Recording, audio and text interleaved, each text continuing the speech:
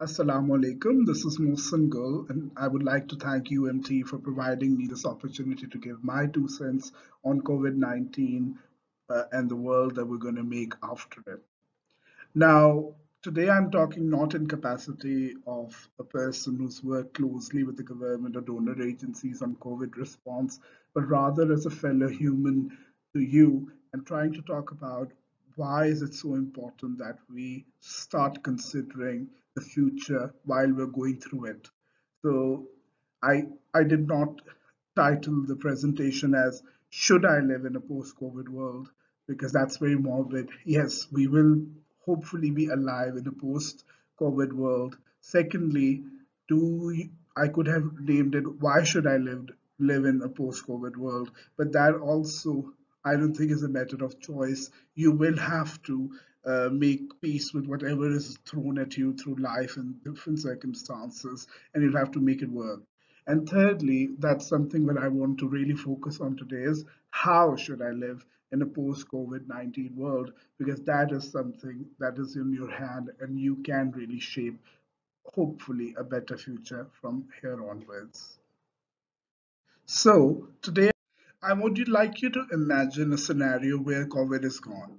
Now, with a word of caution here, we don't know whether COVID is going to go in a month to a year or 2 years or 3 years. Hopefully sooner, but that's something which it does exist around us, and there is higher risk of all these communicable diseases happening around the world on a more regular and periodic basis. Hopefully not, but that's what is being predicted. But now I want you to be thinking not in the current sense, but now that you're out of it and the past has happened and you know that your life is a miracle because you are now the survivor who lived through this. So I would like you to read this quote by Lear, who was a survivor of Holocaust of World War II and said that the past is gone, my life is a miracle, but I'm still here to tell stories about what happened to me during World War II. I would take the liberty to add to Lear's quote and say, not just reiterating what happened to me during the COVID crisis, but also how we led that legacy into creating something better, maybe effectively a better world. So that's the premise of the presentation today. And I would like that by the end of these 10 to 20 minutes, we are able to really reflect and take that reflective pause and really think through where was my life before this? Where is it right now? And how can I, as an individual, contribute to a better world after this? Now, before we go on to really look at how it's going to change us as a community, it's really important to reflect on how it's going to change us as an individual. So I've asked this question to myself, how will COVID change my world or my reality? Now, maybe I wanted to go abroad and study, maybe I wanted to travel this year, maybe I wanted to start a new business, maybe I wanted to get married, maybe I wanted to do so many things, but there are delays, and delays after delays, and there is this sense of uncertainty. How do you make peace with that? How do you fight your own demons alongside whatever the community is throwing at you and whatever the world has in plan for us? So it's an individual crisis, but more than an individual crisis, it's a human health crisis, right? A lot of people are dying. But then it's also a development crisis. We were already living in a world which was not very nice to a few people. It didn't offer all the same privileges and opportunities to a lot of people. But then there's a domino effect of going all the way back because one pandemic is enough to stress almost all aspects of our lives. So it's a health crisis, it's a development crisis, and just recently, yesterday, the Secretary General of the United Nations said it's also a human rights crisis because our inequalities are coming forward, which we'll discuss further as we go along. So take a moment and really ask yourself, how is COVID reshaping your reality right now and in the coming 5 to 10 years, how your life would change? I know a lot of it is uncertain, but yet there are a few things which are emerging as a pattern here. Then I put in some things which I would want us to do to help create a better post COVID world? First and foremost is being more empathetic, being more kind, because we've reached that time in our lives which has never happened to us before. As if you look at young people of age 29, 30, or less, they've not gone through any of such events in their lives so far, which means that this is the first time they can really reflect and then act upon some things. So if it's the first time you're going to do something, maybe do it in a better way than our predecessors would have done. So who should you be more empathetic to? To begin with, you need to be more empathetic to the most vulnerable around you. That could be your household, that could be people who are losing jobs because of this, that could be older people, those could be adolescent girls, young children, it could be migrants, refugees, internally displaced people, people living in slums, people living in prisons, people living with an abusive husband or a person, people living with mental health conditions, people living with disabilities, migrants. So, all those groups which were already marginalized are now at a higher risk of further marginalization. So, as a human, if you know your privilege, right, you know that you can still get out of this without having too much impact on your own self, and then there is a responsibility you have towards not just yourself and others also. So you need to be kinder, you need to be more helpful, and find ways to give back to the people who cannot really come out of this on their own. So being empathetic is really important. After empathy comes the sense of justness and equality. Now, I'm no saint, and I'm not trying to say that COVID is going to leave us with an opportunity to make a much more equal world. Why? Because to begin with, it was never an equal world. What has only this pandemic done, it has exacerbated the existing inequalities in our society. For example, as I said, it's a human rights crisis, right? The most vulnerable are already being further marginalized. These are the people who were left on the periphery, and we are bound to leave them behind because everyone's in it for themselves. For example, ILO estimates that there's going to be a significant rise in unemployment and underemployment. People might have to work odd jobs because just to meet their livelihoods, right? So employment is one big issue. Meeting livelihood requirements is another issue. But then a lot of stress on health systems for countries like Pakistan can lead to a world that is possibly more violent to one another. We are already seeing examples of discrimination against certain ethnic minorities, certain religious minorities.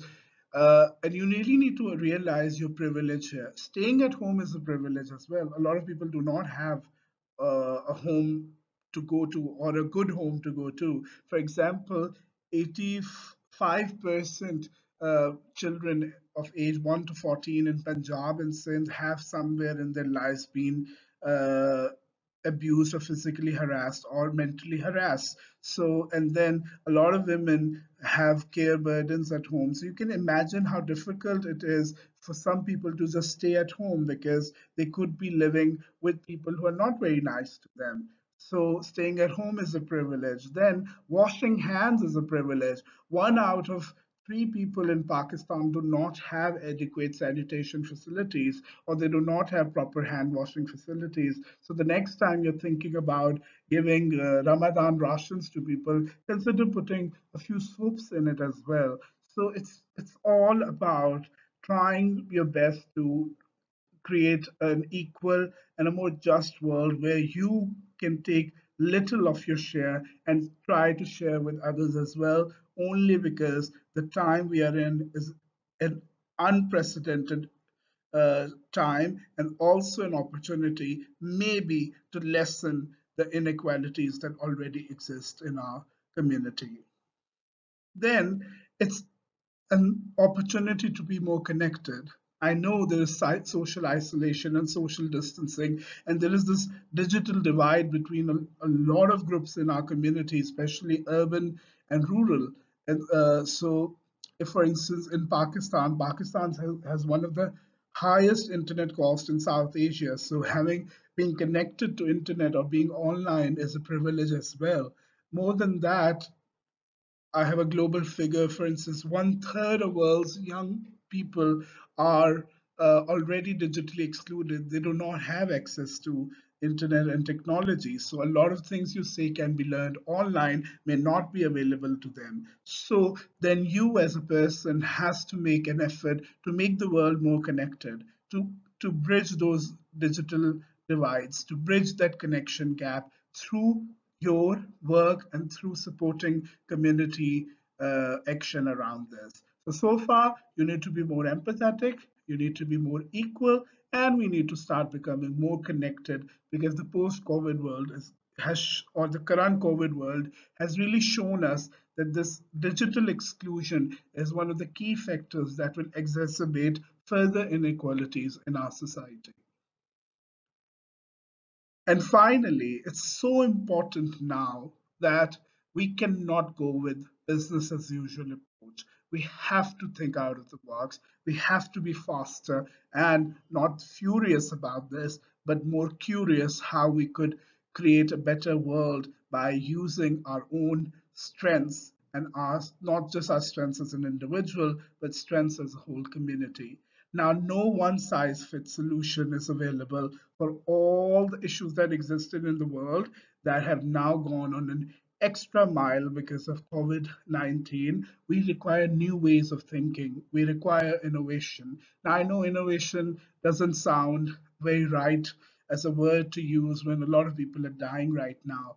And but uh, with a certain caution, there is a silver lining here. You can actually reinvent or realign your existing systems of health, social services, economic systems, and other systems, community building systems, so they can really be aligned to a world that can help us lessen the death burden of such infectious diseases in the future, or build resilience of us as a community to these unprecedented challenges. And let me burst the bubble. These challenges are only going to further increase through climate change, plummeting biodiversity rates, unchecked consumption and waste, and all these realities are out there. The realities are just becoming more visible because of one current pandemic. So, to counter that, we as individuals have to really push through our own abilities and strengths and come together to make something that might help make a better world. So, what is curiosity in this context? Curiosity to me is a combination of three factors: intelligence, right? But then, if you judge a fish by their ability to climb a tree, by that definition, not a lot of people would be intelligent. When I mean intelligence here, intelligence means gathering information, knowing people, talking to them, talking to yourself, trying to be observant.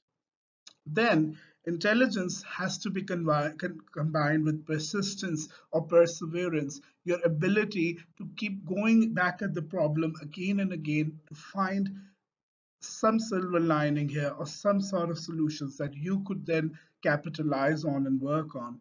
And definitely, which I can see is happening already in our community by large number of young students and people like yourself coming out to help with the rehabilitation and relief works around COVID. There is hunger for helping, but just we do not need hunger for help. We need hunger for novelty as well. We need hunger to give back through your brain as well. So, intelligence, persistence, and hunger for novelty, when they all are wrapped together, that makes one force, that is curiosity. And I, for once, how do I want to live in a world after in the aftermath of COVID-19? That is to live in a world where people are more curious, where I'm more curious, where I know my privilege and I check that, and I do not work on a world of assumptions, and I observe and work around solutions where we can help each other. Right. So, my big question for you is then, whose job is to identify these first in our community, or these first elements of curiosity around yourself. So I've put together an example for you, which you can then do as an activity at individual level or as a group level, in a team of students, or in a community. For instance, if you see, there is this future wheel that is in front of you. Now we're going to put a problem, that is, we're staying home during lockdown, right? What kind of problems are going to surface up when we're staying at home? It, oh, a lot of them, right? Some of them are problems because we as humans tend to think firstly as something has gone wrong and everything is negative. But not, maybe not everything is negative. For example, staying at home has helped reduce air pollution or control air pollution around ourselves. But on the other hand, and yes, it has improved our quality of life because we are staying at home. However, it has also deteriorated quality of life for a large group of people in the community, or it can lead to if there were already deteriorated families, it could lead to abuse, or it could lead to divorces. Similarly, health costs have increased because of mental health pressures. Care of burden has increased, for women have to take care of children at home more than they had to do before if they were working. So there are a lot of interlinked and interconnected realities here. Your task is to explore possible futures by first identifying the direct and indirect implications of one decision or one factor which maybe COVID has brought to us. So, for example, social distancing and staying at home has had ripple effects across our life. But now, if you see, I've marked two of these red circles. They are referring to, for example, people having more time for themselves, right? So they have more self time. So they're more digitally available, I guess. Similarly, they have more learning opportunities. So they could be reading online books and all. So what you did was you identified all the problems, but out of it you picked something which you could work on, you could contribute to, or you think there is a positive sense of doing here.